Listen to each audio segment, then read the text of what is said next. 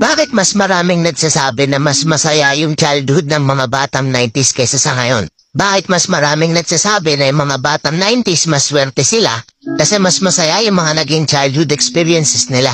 Simple lang. Mga batang 90s pakinggan nyo to. Lapit ka konti. Nung panahon natin hindi pa uso cellphone. Hindi pa uso yung puro Mobile Legends.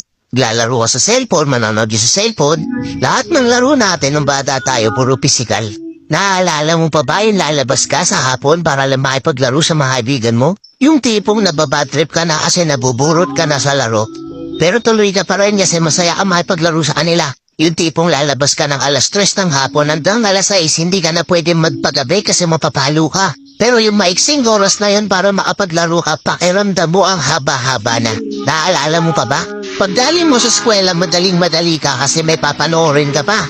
Oo, kasi yung mga palabas sa TV noon, puro pambata pa.